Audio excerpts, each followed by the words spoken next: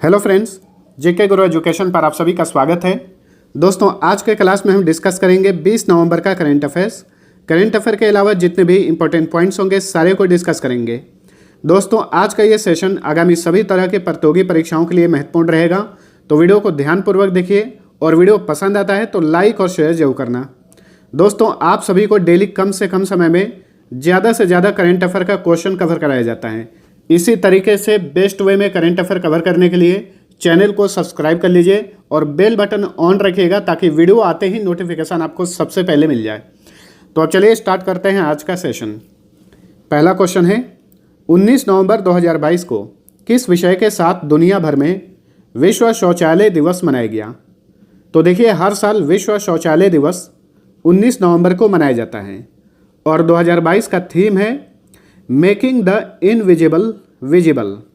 2021 में इस विषय का थीम था वैल्यूइंग टॉयलेट्स और 2022 का विषय है मेकिंग द इनविजिबल विजिबल। ठीक है, देखिए दोस्तों, शौचालय के ऊपर एक अंतर्राष्ट्रीय संगठन भी है, वर्ल्ड टॉयलेट ऑर्गेनाइजेशन, और उसका हेड क्वार्टर कहाँ पर है ध्यान रखिएगा, सिंगापुर में है। ठीक है, वर्ल्ड टॉयलेट ऑर्गेनाइजेशन का गठन किया गया था 2001 में।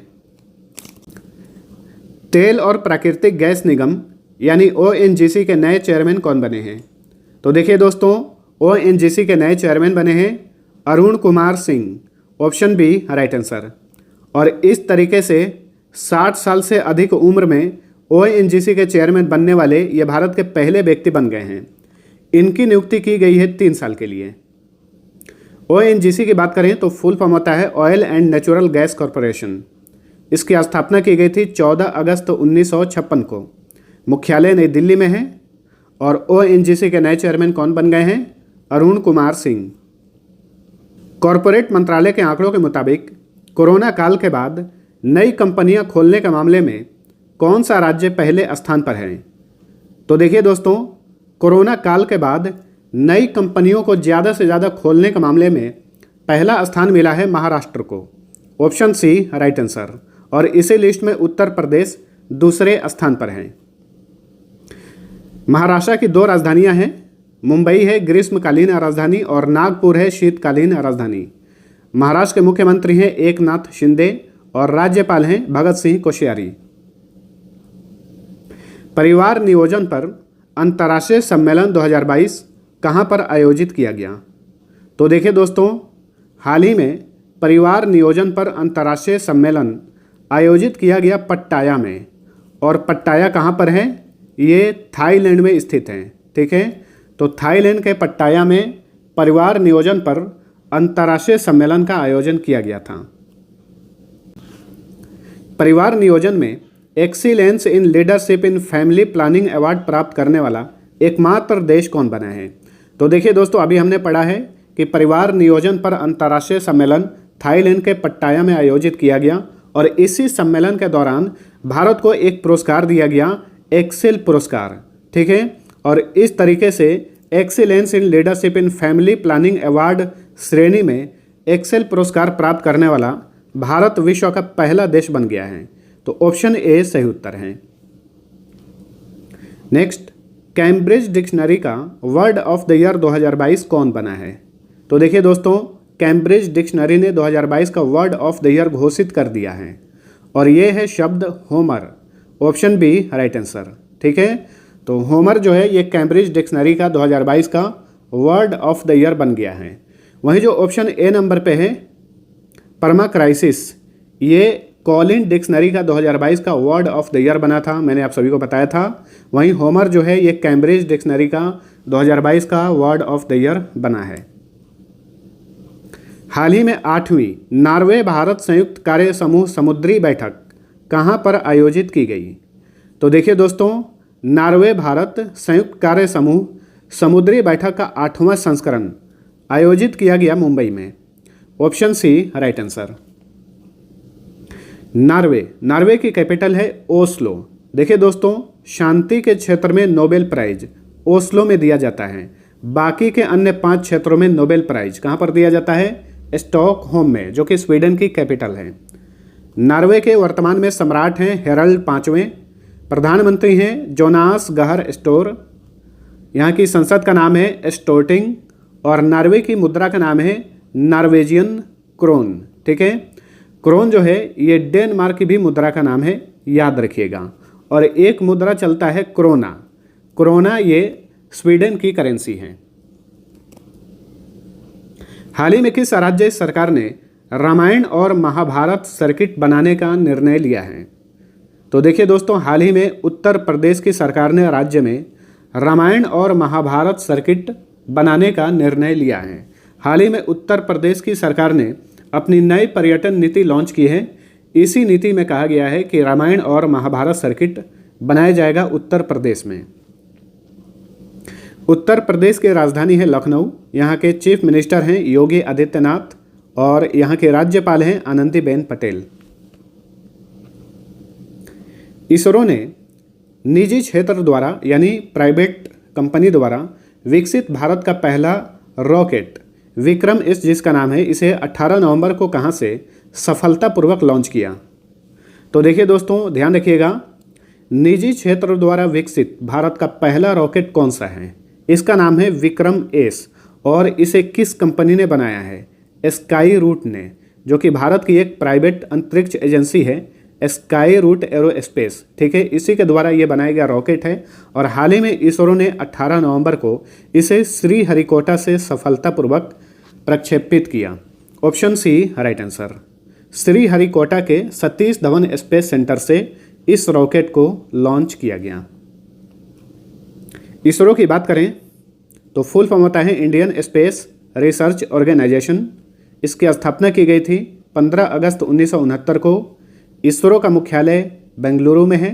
वर्तमान में इसरो के चेयरमैन हैं एस सोमनाथ। और देखिए दोस्तों, इसरो के और भी ब्रांच हैं, जैसे कि भूमध्य रेखीय रॉकेट प्रक्षेपण केंद्र इक्वेटोरियल रॉकेट लॉन्चिंग स्टेशन, ये कहाँ पर है? केरल के तिरुवनंतपुरम के थुम्बा में है। वहीं कुलशेखरपट्टनम SSLV लॉन्चिंग स्टेशन, ये कहाँ पर है? ये तमिलनाडु के कुलशेखरपट्टनम में है। SSLV का फुल फॉर्म होता है स्मॉल सैटेलाइट लॉन्चिंग व्हीकल। किस देश ने भारतीय नागरिकों को वीजा प्राप्त करने के लिए पुलिस क्लियरेंस सर्टिफिकेट जमा करने से छूट दी है? तो देखिए दोस्तों, ये है सऊदी अरब, जो कि एक अरब देश है। हाल ही में सऊदी अरब की सरकार ने भारतीय नागरिकों को वीजा प्राप्त करने के लिए पुलिस क्लियरेंस सर्टिफिकेट जमा करने में छूट दी है। देखिए, इसके पहले वीज़ा देने के लिए पुलिस क्लियरेंस सर्टिफिकेट की ज़रूरत पड़ती थी, अब इसकी ज़रूरत नहीं है। अगर आप सऊदी अरब जा रहे हैं तो वीज़ा आपको ऐसे ही मिल जाएगा बिना पुलिस क्लियरेंस सर्टिफिकेट के। ठीक है, तो ऑप्शन सी राइट आंसर। सऊदी अरब की राजधानी है रियाद। यहाँ के किंग हैं सलमान बिन अब्दुल अजीज अल सऊद। यहाँ के क्राउन प्रिंस हैं मोहम्मद बिन सलमान, जो कि सलमान बिन अब्दुल अजीज के पुत्र हैं। सऊदी अरब की करेंसी है रियाल। प्रथम बाल यौन शोषण, दुर्व्यवहार और हिंसा की रोकथाम और उपचार के लिए विश्व दिवस कब मनाया गया? वेरी इंपॉर्टेंट क्वेश्चन है, इसे रट जाना है क्योंकि पहली बार ये दिवस मनाया गया है। ठीक है, इस दिवस को इंग्लिश में बोलेंगे, आप नोट कर सकते हैं, world day for prevention of and healing from child sexual exploitation, abuse and violence. ठीक है, तो पहली बार यूएन द्वारा, ठीक है, ये दिवस मनाया गया 18 नवंबर को। Option D right answer. चलिए अगला क्वेश्चन है, भारत सरकार ने सार्वजनिक क्षेत्र के बैंकों के प्रबंध निदेशक और मुख्य कार्यकारी अधिकारी का अधिकतम कार्यकाल 5 साल से बढ़ाकर कितना कर दिया है? ये भी वेरी इंपॉर्टेंट क्वेश्चन है, ध्यान रखिएगा। तो देखिए दोस्तों, हाल ही में भारत सरकार ने पब्लिक सेक्टर बैंक के जो MD और CEO थे, उनका कार्यकाल जो 5 साल हुआ करता था, ये बढ़ाकर कर दिया गया है 10 साल। ठीक है, ऑप्शन ए राइट आंसर। वैसे रिटायरमेंट एज में कोई भी परिवर्तन नहीं किया गया है। जो सार्वजनिक क्षेत्र के बैंक हैं और उनके जो MD और CEO हैं 60 साल की एज में रिटायर हो जाते हैं, इसमें कोई परिवर्तन नहीं किया गया है। सिर्फ जो अधिकतम कार्यकाल है 5 साल का, इसमें बढ़ोतरी की गई है, इसे कर दिया गया है 10 साल।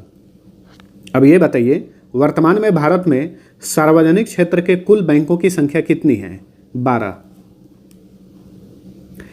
निम्न में से कौन 20 नवंबर 2022 को कतर में 22वें पुरुष फीफा विश्व कप के उद्घाटन समारोह में भारत का प्रतिनिधित्व करेंगे? तो देखिए दोस्तों, आज से कतर में पुरुष फीफा विश्व कप का 22वां संस्करण शुरू हो रहा है और उद्घाटन समारोह में भारत की ओर से प्रतिनिधित्व करेंगे जगदीप धनखड़, जो कि वर्तमान में भारत के उपराष्ट्रपति हैं, वाइस प्रेसिडेंट हैं। Option B right answer. 20 नवंबर से ये फीफा विश्व कप शुरू हुआ है और 18 दिसंबर तक इसका आयोजन किया जाएगा। और ध्यान रखिए, कतर जो है ये पहला अरब देश बन गया है जो कि फीफा विश्व कप की मेजबानी कर रहा है। अब चलिए इस फीफा विश्व कप से रिलेटेड जितने भी इंपॉर्टेंट पॉइंट्स हैं सबको देख लेते हैं। जैसे फीफा विश्व कप 2022 का मस्कट क्या है? शुभंकर लाइव है। फीफा विश्व कप 2022 का पहला मैच किन दो देशों के बीच खेला जाएगा? कतर और इक्वाडोर के बीच में। और पहला मैच खेला जाएगा कतर के अल खोर स्थित अल बेत स्टेडियम में। इस बार के फीफा विश्व कप में कुल टीमों की संख्या 32 है। वर्ल्ड कप के दौरान इस्तेमाल होने वाला जो फुटबॉल है उसका क्या नाम दिया गया है? उसका नाम दिया गया है अल रिहला, जिसका हिंदी में मतलब होता है यात्रा। ठीक है, अरबी में अल रिहला। 2018 में यानी पिछली बार 2018 में फीफा विश्व कप कहाँ पर आयोजित किया गया था? रूस में किया गया था और विजेता बना था फ्रांस, उप विजेता बना था क्रोएशिया। ठीक है, हर 4 साल में एक बार फीफा विश्व कप का आयोजन किया जाता है। 2018 में रूस में किया गया था, 2022 में कतर में किया जा रहा है और 2026 में 3 देशों में आयोजित किया जाएगा, अमेरिका, कनाडा और मेक्सिको। पहली बार फीफा विश्व कप कब आयोजित किया गया था? 1930 में किया गया था उरुग्वे में और विजेता बना था उरुग्वे। ब्राज़ील दुनिया की सबसे सफल टीम है जिसने अभी तक 5 बार, सबसे अधिक 5 बार फीफा विश्व कप का खिताब अपने नाम किया है। देखिए दोस्तों, इतिहास में 2 बार फीफा विश्व कप आयोजित नहीं किया गया था द्वितीय विश्व युद्ध के दौरान, एक 1942 में और एक 1946 में। इसे भी नोट करिए। चलिए अगला क्वेश्चन है, विश्व का दूसरा सबसे बड़ा स्टील उत्पादक देश कौन बना है? तो देखिए दोस्तों, हाल ही में जापान को पीछे छोड़कर स्टील का दूसरा सबसे बड़ा उत्पादक देश बन गया है Bharat. Option B right answer. वैसे इस्पात के उत्पादन में पहला स्थान चाइना का है और दूसरे स्थान पे जापान था, अब इसे पीछे छोड़ दिया है भारत ने। नेक्स्ट, भारतीय सेना ने 18 नवंबर 2022 को इंजीनियरिंग कोर का कौन सा स्थापना दिवस मनाया? तो देखिए दोस्तों, भारतीय सेना का जो इंजीनियरिंग कोर है इसका स्थापना दिवस हर साल 18 नवंबर को मनाया जाता है। इस बार इसका 242वां स्थापना दिवस मनाया गया। तो ऑप्शन डी राइट आंसर। भारतीय सेना की बात करें तो भारतीय सेना की स्थापना की गई थी 26 जनवरी 1950 को। ब्रिटिश काल में इसका गठन हुआ था 1895 में। भारतीय सेना का मुख्यालय नई दिल्ली में है। वर्तमान में चीफ ऑफ आर्मी स्टाफ हैं मनोज पांडे, वहीं vice chief of army staff हैं BS राजू और भारत के 2nd नंबर के चीफ ऑफ डिफेंस स्टाफ हैं अनिल चौहान। एशियाई कप टेबल टेनिस टूर्नामेंट के सेमीफाइनल में पहुंचने वाली पहली भारतीय महिला खिलाड़ी कौन बन गई हैं? वेरी इंपॉर्टेंट क्वेश्चन है दोस्तों। तो देखिए, एशियाई कप टेबल टेनिस टूर्नामेंट के सेमीफाइनल में पहुंचने वाली पहली भारतीय महिला खिलाड़ी बन गई हैं मनिका बत्रा।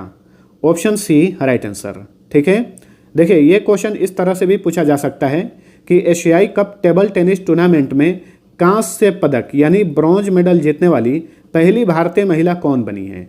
ठीक है, क्योंकि सेमीफाइनल में जो हार जाता है उसे ब्रॉन्ज मेडल, कांस्य पदक दिया जाता है। तो सेमीफाइनल में मनिका बत्रा हार गई और इन्हें कांस्य पदक से संतोष करना पड़ा। इस बार का एशियाई कप टेबल टेनिस टूर्नामेंट कहां पर आयोजित किया गया? थाईलैंड में किया गया था। ठीक है, मनिका बत्रा दिल्ली के रहने वाली है। नेक्स्ट, 19 नवंबर 2022 को किस विषय के साथ अंतर्राष्ट्रीय पुरुष दिवस मनाया गया?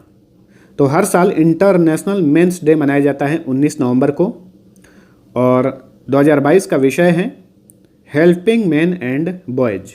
ऑप्शन ए सही उत्तर है।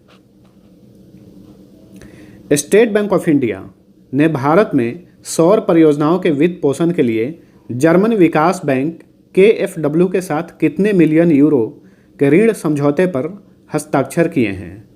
तो देखिए, जर्मनी की करेंसी जो है उसका नाम है यूरो। इसलिए यूरो में ये समझौता किया गया है। और किसने समझौता किया है? एसबीआई ने। कितने मिलियन यूरो का ये समझौता किया है? 150 million euro. Option B right answer. State bank of India की बात करें तो ये भारत का सबसे बड़ा बैंक है। ठीक है। एसबीआई की स्थापना की गई थी 1 जुलाई 1955 को। मुख्यालय मुंबई में है। वर्तमान में एसबीआई के चेयरमैन हैं दिनेश कुमार खारा। एसबीआई के बहुत सारे टैगलाइन हैं, आदर्श वाक्य हैं, जैसे कि pure banking nothing else, a bank of the common man, the nation banks on us, the banker to every Indian, with you all the way, you can always bank on us. ये सारे tagline हैं SBI के।